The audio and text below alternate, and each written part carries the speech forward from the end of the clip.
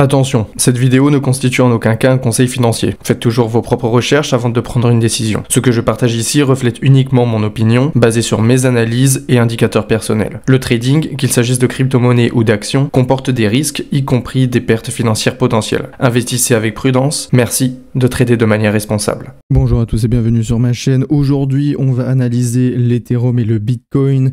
Donc on va justement analyser les deux mastodontes, mais avant ça, on va faire un petit point news, quelque chose d'intéressant qui est parvenu aujourd'hui. De plus en plus de parents choisissent Bitcoin plutôt que les plans d'épargne études. Donc ça, c'est extrêmement intéressant. Ça veut dire qu'il y a de plus en plus de personnes qui s'y intéressent. Bien évidemment, ça reste sur le Bitcoin et vous allez voir justement que la Bitcoin dominance a encore plus grimpé. Forcément, je vous l'avais dit, plus il y a une baisse du Bitcoin, plus sa dominance augmente. Donc forcément, ça c'est ce qu'on va voir aussi dans l'analyse technique. Mais justement, je trouvais ça assez intéressant, c'est que maintenant, il y a même des parents qui préfèrent des épargnes études, qui préfèrent du Bitcoin aux épargnes études, parce que justement, ils pensent que c'est beaucoup plus sûr. Et justement, ce que nous dit l'article, donc bien que le Bitcoin puisse apporter des rendements plus élevés, les parents qui le choisissent par rapport au plan études perdent l'accès aux avantages fiscaux, notamment les retraits exonérés d'impôts pour les frais d'éducation.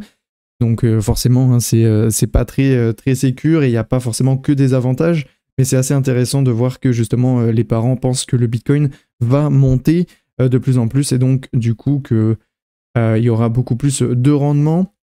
On voit aussi du coup qu'il y a 70 sociétés cotées en bourse détenant désormais plus de 600 000 bitcoins.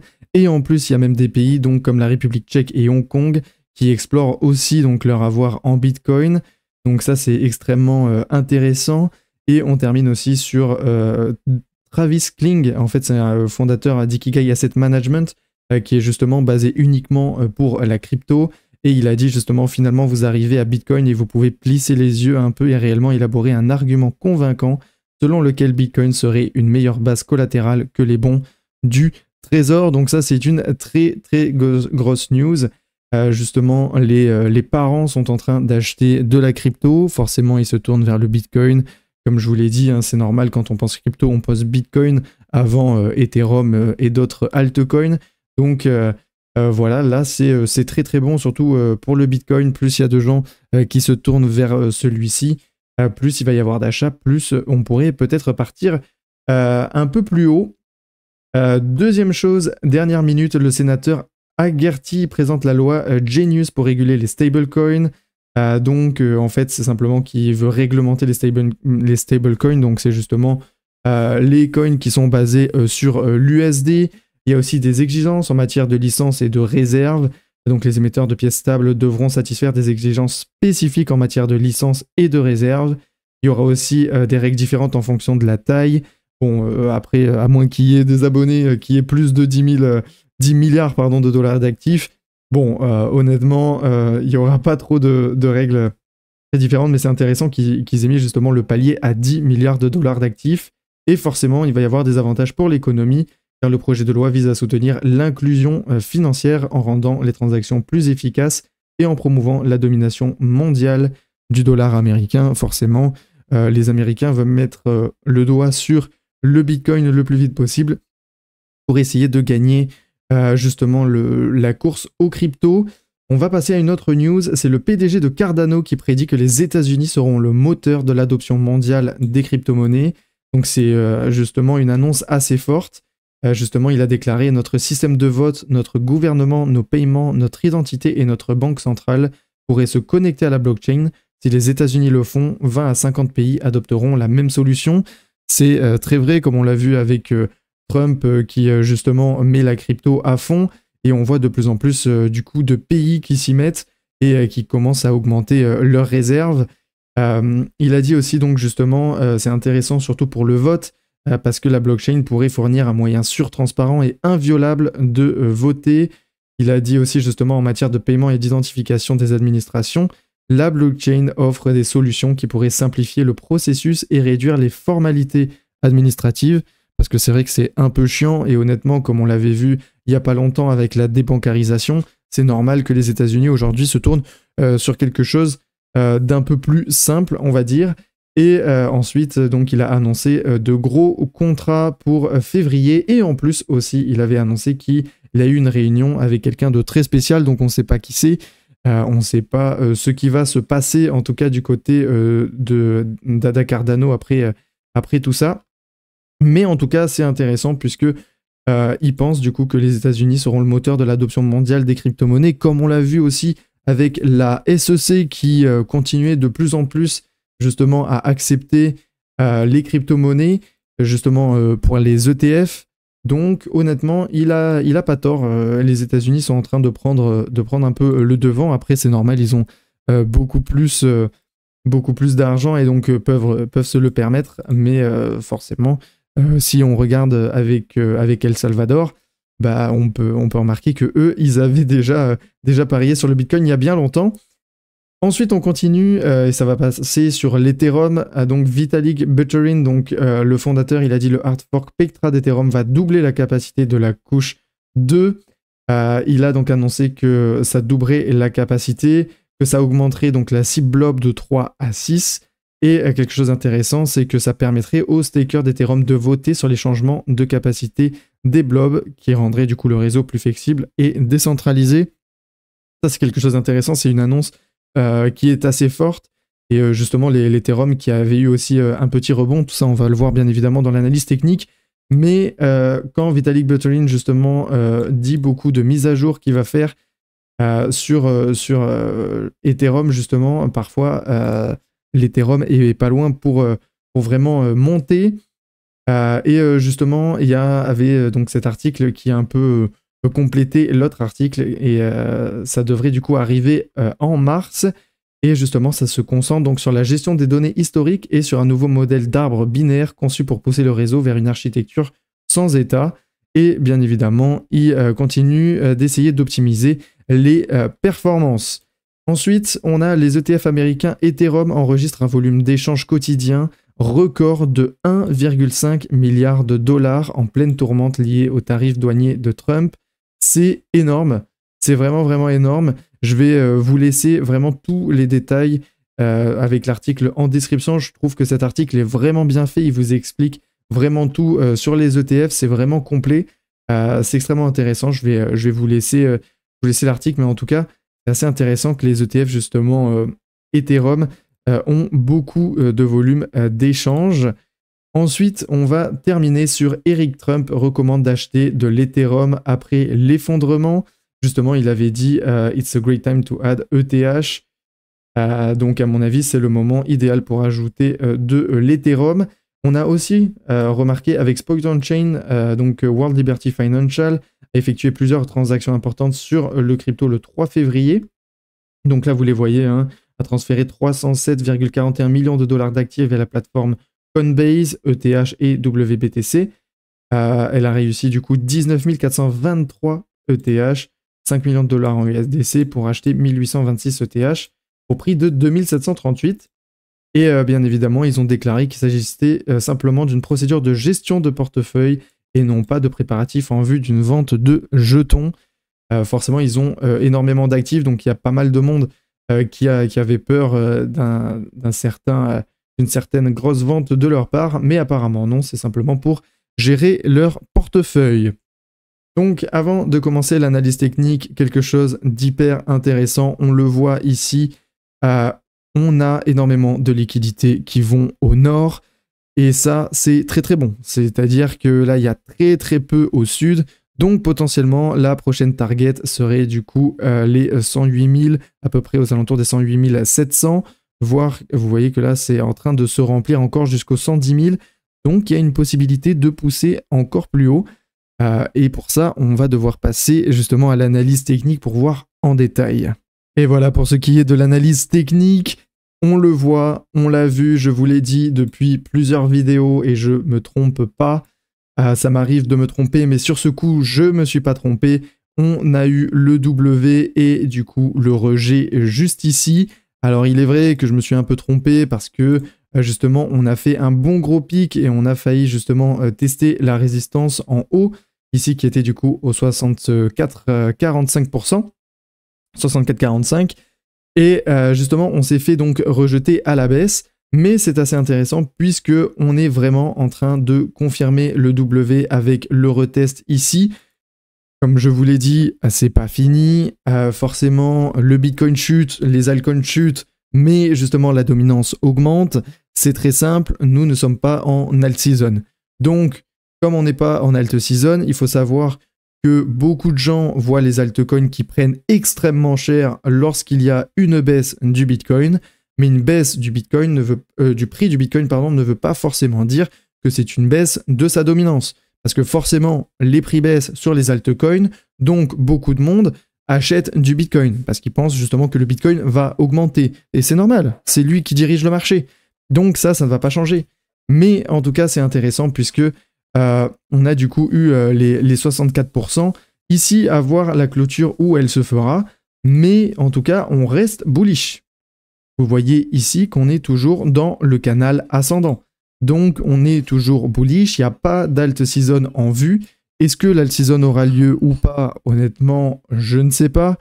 C'est fortement possible. Mais, en tout cas, on suit exactement ce que je vous avais dit. Donc, le W avec justement le retest. Et justement, on a ce magnifique W avec le retest. Hein. Ça, c'est l'historique. C'était d'ailleurs ma toute première vidéo sur la chaîne. Donc, comme ça, vous pouvez être confirmé.